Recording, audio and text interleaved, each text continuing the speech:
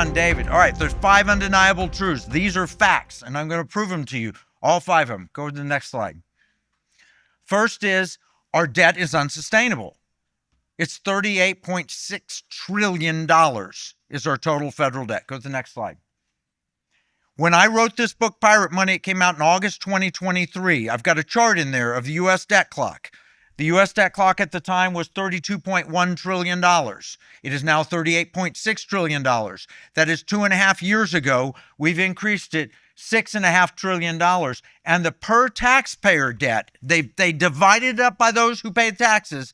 It's gone up almost $100,000. So can we agree that's unsustainable?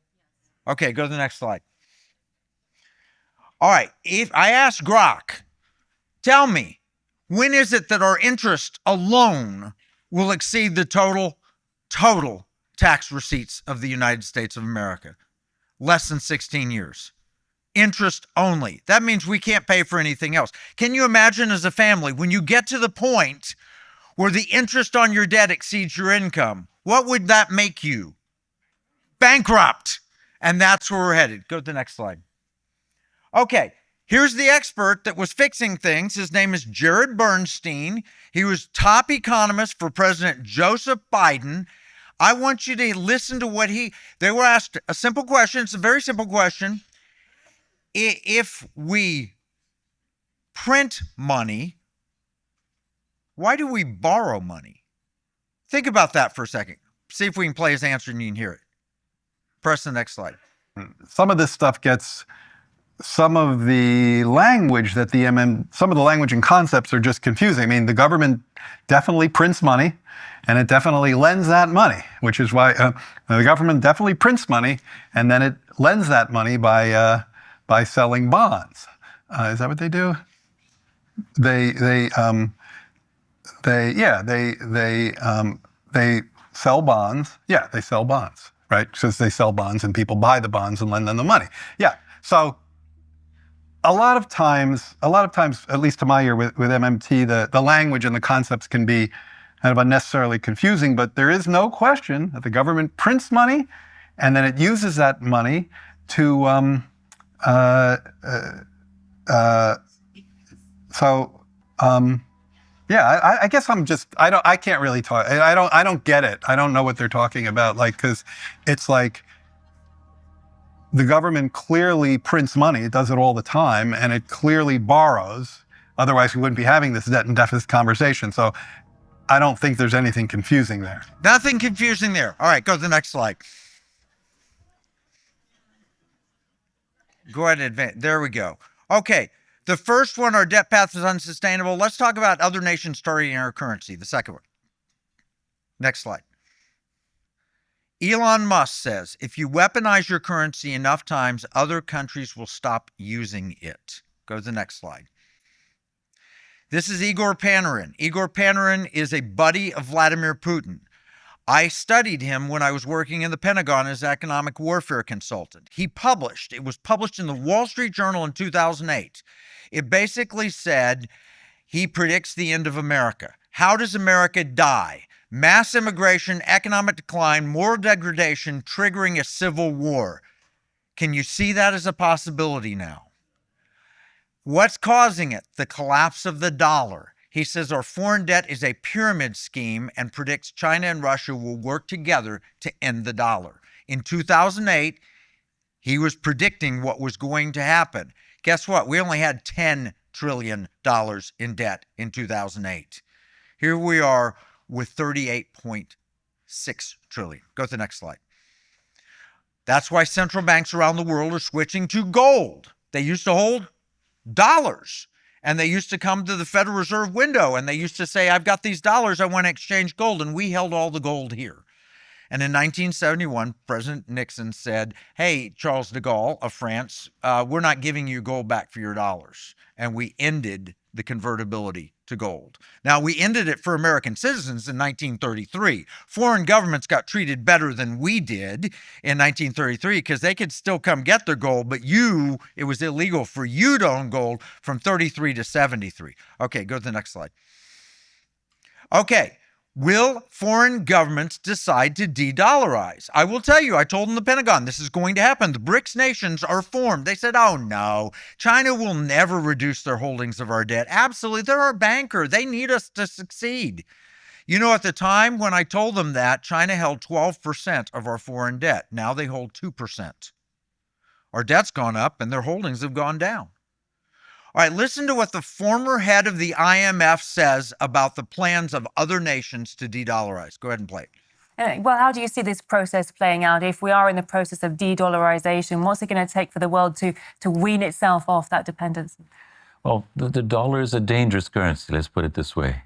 See what happened to the Russian reserves. No? It's been weaponized by the United States. So the United States is the main enemy of the dollar. It has weakened trust in the dollar. So many countries are now seeking for alternatives. Huh? And it is expected that the BRICS jointly can provide such an alternative. Because payments in national currencies, that's fine. But there's a limit to that. You can't go beyond that limit if you don't have a new reserve currency as an alternative to the US dollar. The use of sanctions is one of the favoured forms of punishment, if you like, for the United States. And to what extent do you think the use of sanctions has promoted this trend of de-dollarization? Yes, it has. In fact, these sanctions, this weaponization of the U.S. financial system of the dollar has backfired, has weakened the dollar and has weakened trust in the Western financial system. So what you see is countries struggling to find alternatives, to de-dollarize their reserves, to de-dollarize their international transactions, to seek alternatives to the Western financial system of payments. And that's something the BRICS have been working on under the Russian presidency of the BRICS this year. No? Okay, now I want to tell you a little behind-the-scenes story on that. I was in the Pentagon teaching them how to do economic warfare because under Bill Clinton, we stopped connecting the economy to the Defense Department. We stopped that connection. It was severed. And I went in and I said, we're in an economic war and they're attacking us. They said, how can we go on offense? I said, I'll tell you how to do it, but it's dangerous if you do it. For example, if Russia invades Ukraine, you can actually literally take their dollar reserves and that will punish them. But there's a repercussion to that, and that is that the other nations will see it happening and decide they no longer want to hold dollars. And that makes sense. And so what happened is when we took the Russian money, Putin went to India and said to Modi, guess what?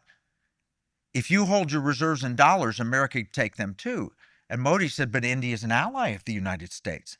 And Putin said, during World War II, Germany and Japan were enemies and Russia and China were allies. Things change and they'll take your money too. And all of a sudden the dollar became less attractive. I'm not saying we don't use it as a weapon. I'm not saying that at all. I'm just saying you have to be ready for the consequences if you do. Now go to the next slide.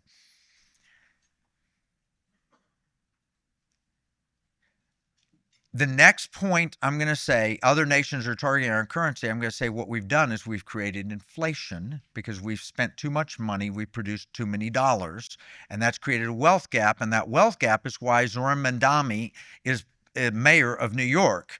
It is why young people are turning to socialism. They feel they don't have an on-ramp. There is a Charlie Kirk effort that he asked me to start here called the Economic Justice Board. You can get a card out there. I'm going to tell you very quickly a commercial for it. Economic justice is solved with three things: affordability, reward, and kindness. Affordability means we have honest money so that the house, you'll get those cards, house priced in gold has gone down in price, house priced in dollars has gone up in price. If we'd stayed on a gold standard or a gold and silver standard, it would be affordable. And young people wouldn't be worried about socialism or thinking. And the second thing we need to teach them is the harder you work, the more you earn. That's reward. That's the way the Constitution was designed. And the third thing, kindness. Kindness means that if you have a problem, you don't look to the government. The church should see you have a problem and be in there with the love of Christ, showing you that we have the answer. If you see a brother who's in need, you're supposed to meet that need, not tell them to call the government. Affordability, reward, and kindness. ARC. That is an arc for the financial storm that's coming. Okay, go to the next slide. Okay, in August 1971, Richard Nixon took us off the last vestiges of the gold standard. The first thing he did was he instituted wage and price controls because he knew inflation would skyrocket. Wage and price controls never work. Mamdani's trying them now in housing in New York. They will not work. He ended gold convertibility. Go to the next slide, please. What's happened since then? The dollar's lost about 90% of its purchasing power.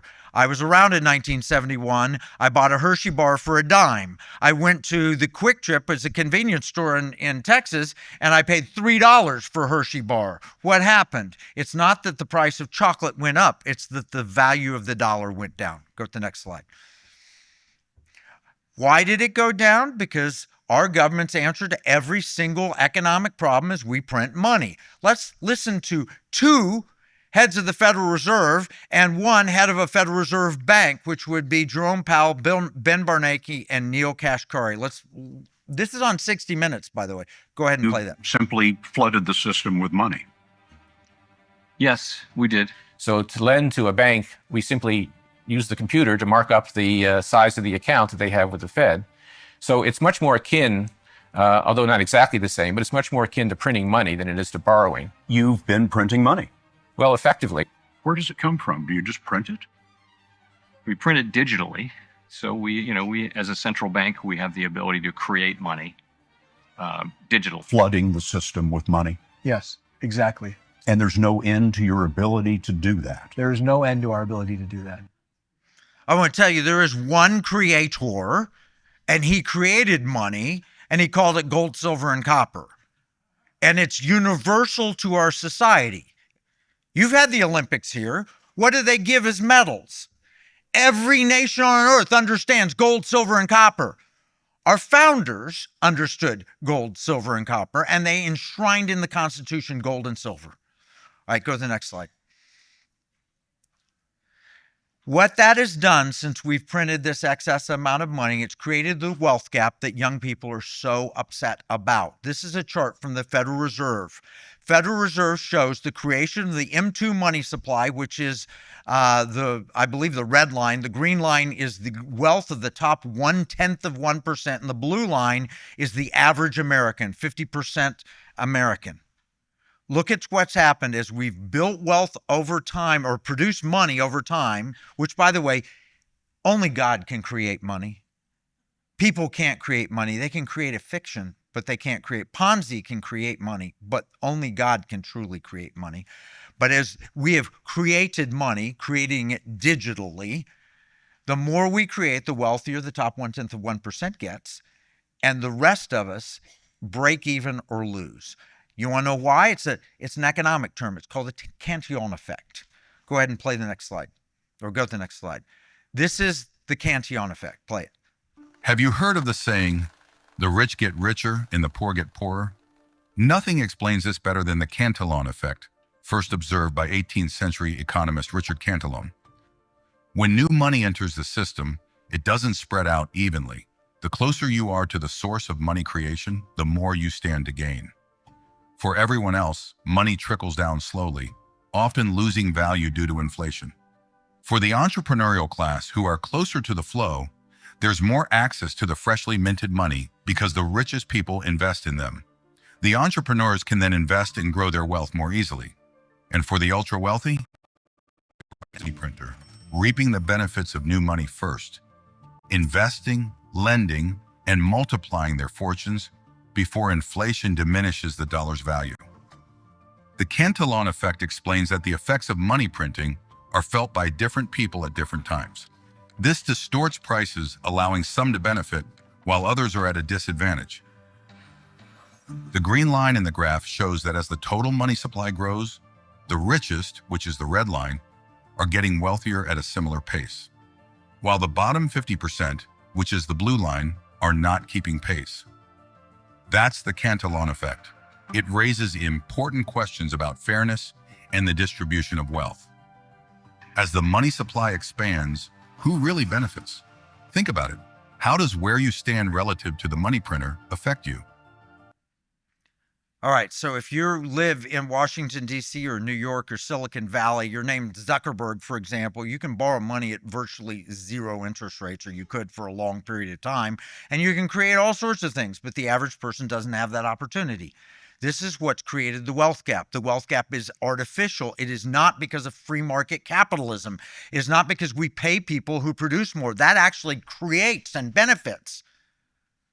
Cantillon effect is based on the notion that we're printing fake money. It's not backed by anything. Okay, so what's the solution? If we have foreign governments who are no longer going to accept the dollar as the reserve currency of the world, and we have young people who say, we're going to turn to socialism rather than enter the capitalist system, so we're going to elect the Zoran Mamdanis, well, how is the government going to keep control of all this? The answer is central bank digital currency. Go to the next slide. Central bank digital currency has 134 countries. You skipped one, but that's great. Leave it there. Central bank digital currency has 134 countries trying to implement it. What do they want to do with it? Do you know what it is? It's literally digital currency that's not even printed. You never hold it. And what you do is you get permission, a use license from the government to use it like you have a use license to your Microsoft software. And if you say something hateful on your Microsoft software, whether you know it or not, they can monitor it. They have a right to inspect your computer. And if they want to, they can delete any Microsoft products on your computer, including your access to them. This is what we're facing. You know what we had? We had PayPal not long ago say, hey, you got a PayPal account, you got money in there. You say something hateful on the internet, we're going to come fine you and take $1,500 out of your PayPal account because we disagree with what you've said. This is the kind of thing they're doing in Europe, and they're trying to do it here. This is what central bank digital currency would do, only it would be overarching. You would not be able to buy or sell without permission from the government. Let's play this. For example, in cash, we don't know, for example, who's using a $100 bill today. We don't know who is using a 1,000 peso bill today. A key difference with the CBDC is that central bank will have absolute control on the rules and regulations that will determine the use of that expression of central bank liability. And also, we will have the technology to enforce that. Absolute control. Go to the next one. By the way, he's the head of the Bank for International Settlements, which is kind of the bank to central banks. Play the next one. Called programmability. That is, CBDC can allow government agencies and private sector players to program, to create smart contracts, to allow targeted policy functions. For example, welfare payment. For example, consumption coupon. For example, food stamp. By programming CBDC, those money can be precisely targeted for what kind of people can own and what kind of use this money can be utilized. No gas burning appliances, only electric. No gas burning cars, only electric. Or they could say, you've been good this month, and so you can have a gasoline powered car, but you can only have 10 gallons. And they can have absolute control over our lives. Go to the third one. And this one is, so we've had the Bank for International Settlements, the IMF, now the World Economic Forum. Play the next one. Just go ahead and play it. And the one final note I will make is that if you think about the benefits of digital money, there are huge potential gains. It's not just about digital forms of physical currency. You can have programmability, units of central bank currency with expiry dates. You could have, as I argue in my book, a potentially better and some people might see it, or a darker world where the government decides that units of central bank money can be used to purchase some things, but not other things that it deems less desirable, like, say, ammunition or drugs or pornography or something of the sort. And that is very powerful in terms of the use of a CBDC. Did you see how he equated ammunition, drugs, and pornography? Listen to that. I don't see drugs and pornography enshrined in our Constitution, but the right to bear arms absolutely is. All right, go to the next slide. Biden was all in. He wrote an executive order 14067 that is presumably about money, but what it is how DEI and ESG can be implemented through central bank digital currency. Fortunately, Trump has written an executive order to stop it that's just as good as long as Trump's in office. And the next president could take it away. Go to the next slide. Okay, I think I've proven to you the first four, and the last one you just know. You don't think money's changing, but the look of your $20 bill is different than it was 10 years ago and 20 years ago and 50 years ago. The basic look of it's different. Now we use tap to pay, Venmo, PayPal, Bitcoin. We have all types of forms of money. It's changing. Why don't we change it back to what the founders intended? Go to the next slide. Constitution, Article 1, Section 10, Clause 1, no state shall make anything but gold and silver coin a tender in payment of debts. What I propose in the book Pirate Money is not eliminating the US dollar, just offering a state level valid choice. I'm not offering banking and I'm not selling gold. Go to the next. Here's a choice. Great grandpa left you an inheritance. You found 20 of these, 20 $20 bills from 1926, or you found 20 1-ounce coins from 1926. Either one of them in 1926 would have bought you a pretty decent car. Today, the $20 bills won't buy you a set of tires, but the 20 ounces of gold is worth $90,000 today. It'll buy you a pretty nice car, won't it? Go to the next one. Okay, I'm going to suggest that we need both gold and silver. We've had massive debates, and it's explained in the history of the book Pirate Money, massive debates. We had greenbacks alone during the Civil War. We abandoned gold and silver backing entirely. The public had an outcry, and they eventually put a gold backing in. And after they put the gold backing in, you have William Jennings Bryan, a politician, yelling, "Do not crucify me on a cross of gold." And his argument was, we need silver too. And I agree with that. Founders intended for us to use gold and silver as a standard. And here's the problem. The founders set a price. Silver is exactly 1/15 the price of gold, or gold is 15 times the price of silver. Well, that doesn't hold up. What happens is things change around the world, and all of a sudden you have Gresham's law applying, which means that if you set them at a set price, people will spend the money that's bad and they will hoard the money that's good. That's called Gresham's law. But if you allow things to float at a market price, that problem doesn't exist. Well, at the turn of the last century, 1900, a guy named L. Frank Baum decides he's going to write a children's story to explain why we need a bimetal standard.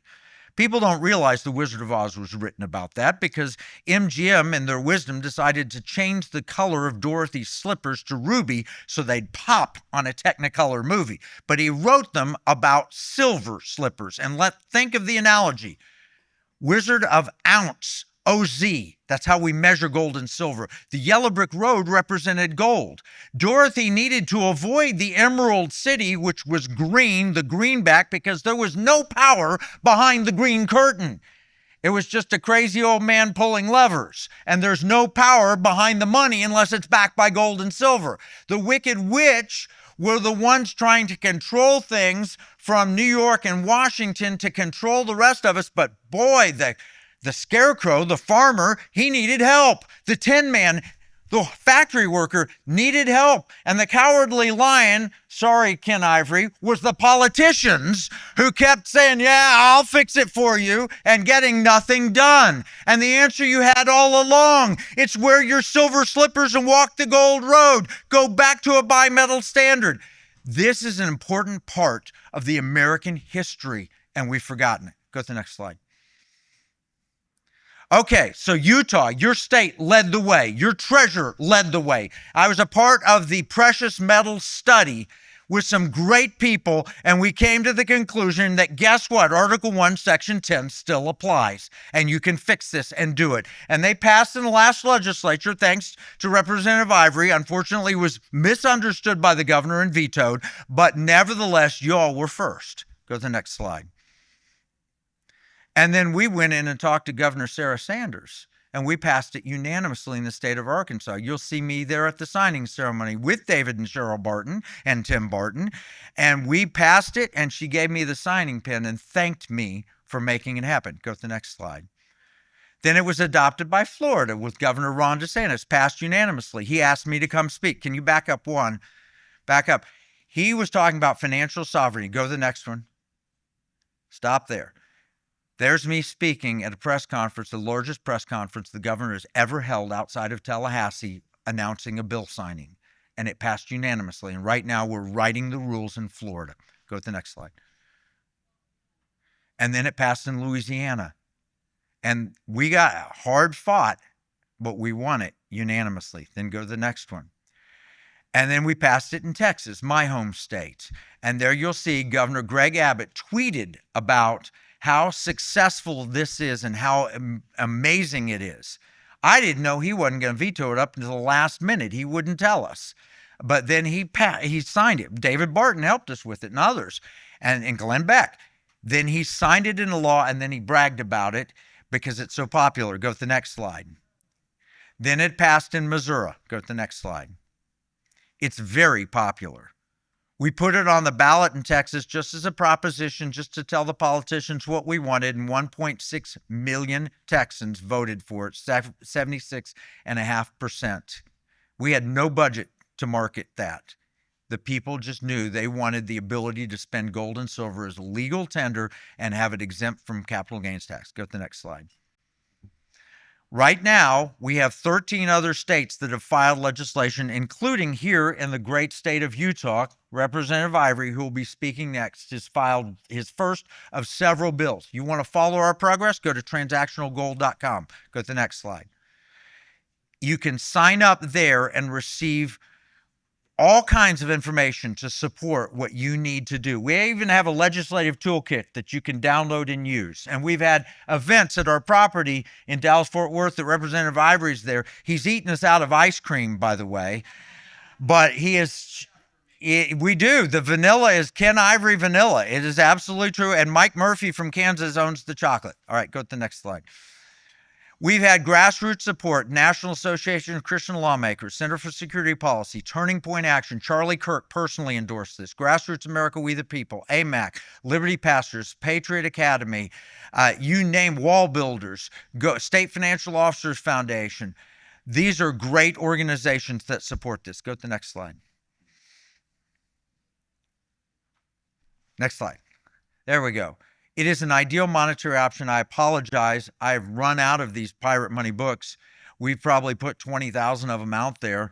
We were reprinting a Victory edition. I put a handful, 5 or 6 on my table, but pick up a copy if they're still there. Otherwise, order them.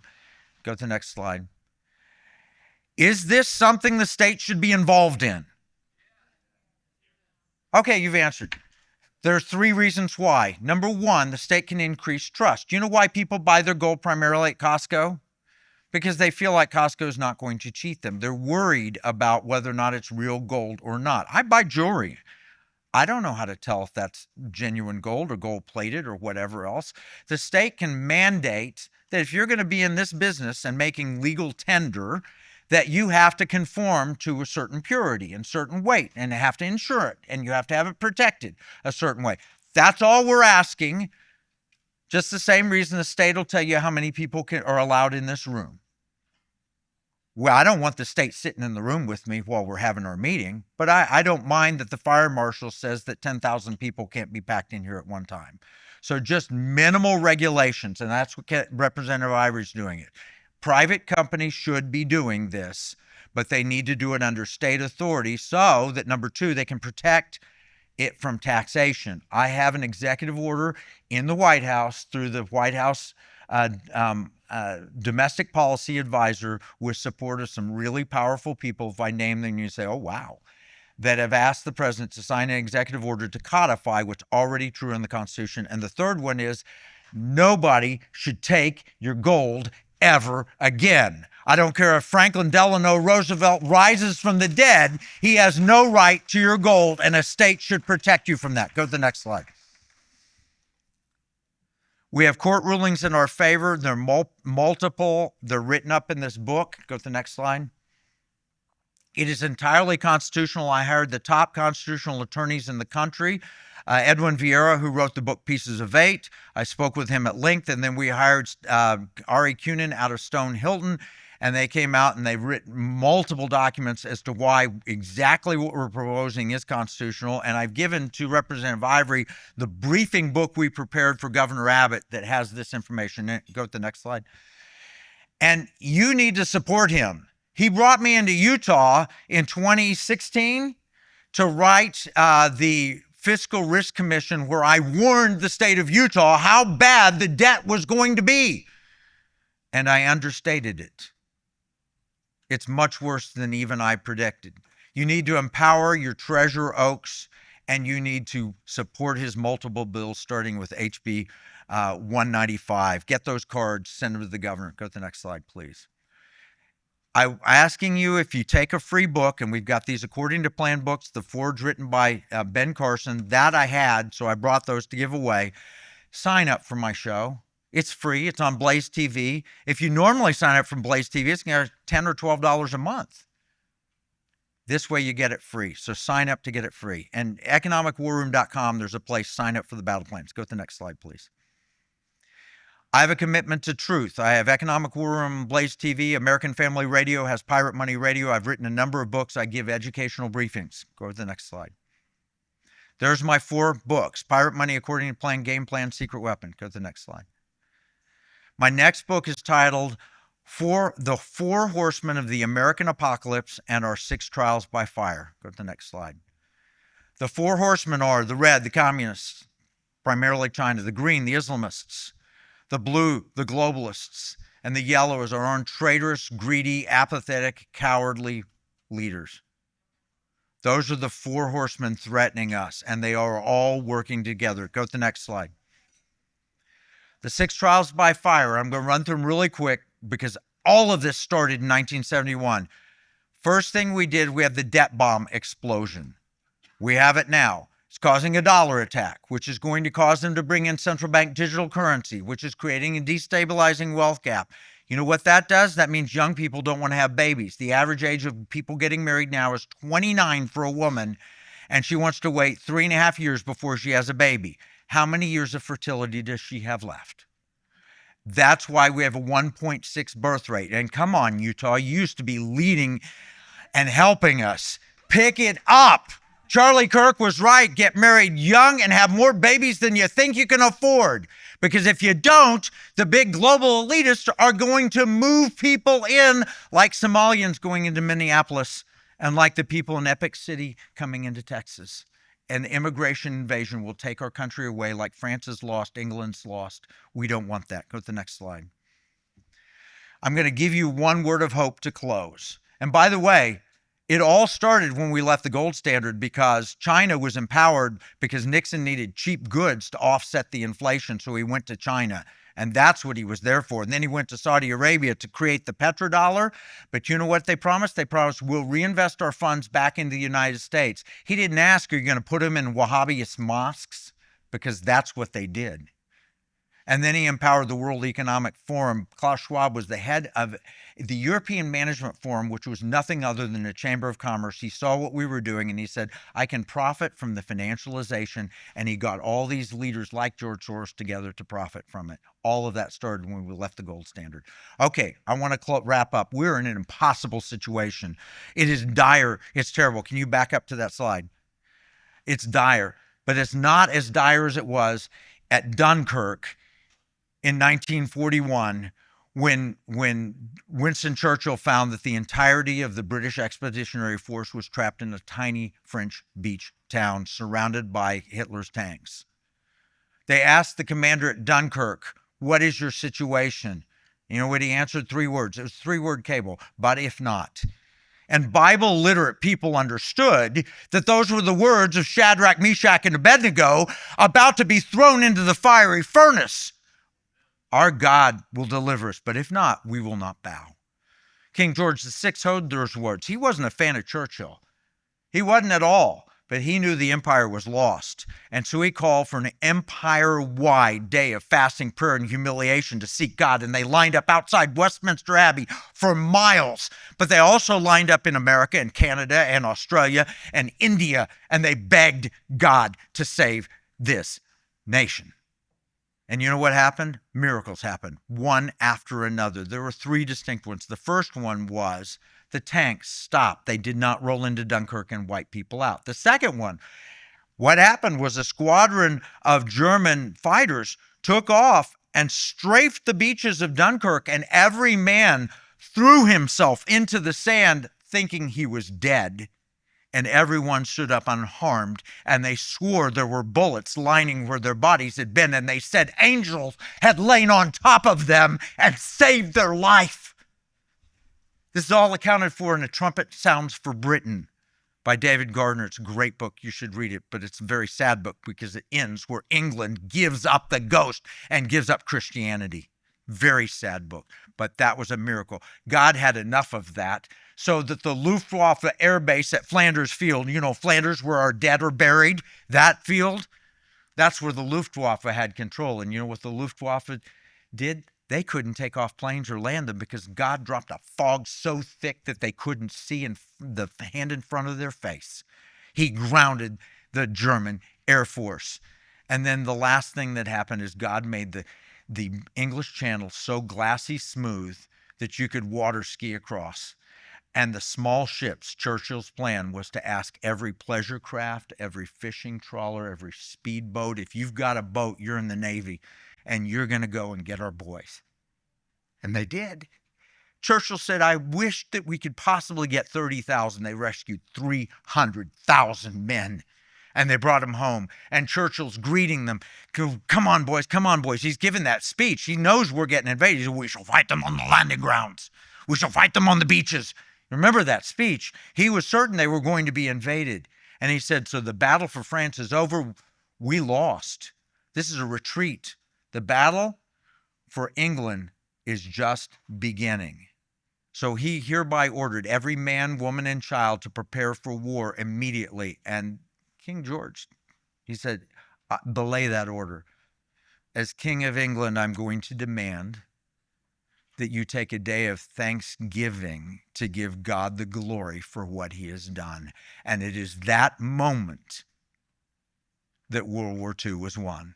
There was a lot of mopping up to do, and a lot of George S. Patton to do, and a lot of Douglas MacArthur to do, but we won then when we gave God the glory. That's when it happened. They overcame the impossible. Here's the message for you. Number one, we need to pray first and get on our knees to beg God because we have a dire situation in this country. Number two, then we need to work together, and it's the little ships that do it. If you're counting on Washington, D.C. to save you, they will not. Just like the little ships had to come across the English Channel and rescue the men, the little ships called you are going to rescue this country when the Constitution's hanging by a thread, and it is. And number three, when we enjoy any victory of any type, we give God the glory. That's our challenge. Go to the next slide. Up at the top of Liberty Hawk Ranch, we have a prayer cross. We call Liberty Hawk Ranch our main building, the Dunkirk Advance Center, because we don't believe in retreats. We believe in advances. You come join us, and we'll take back America. God bless you.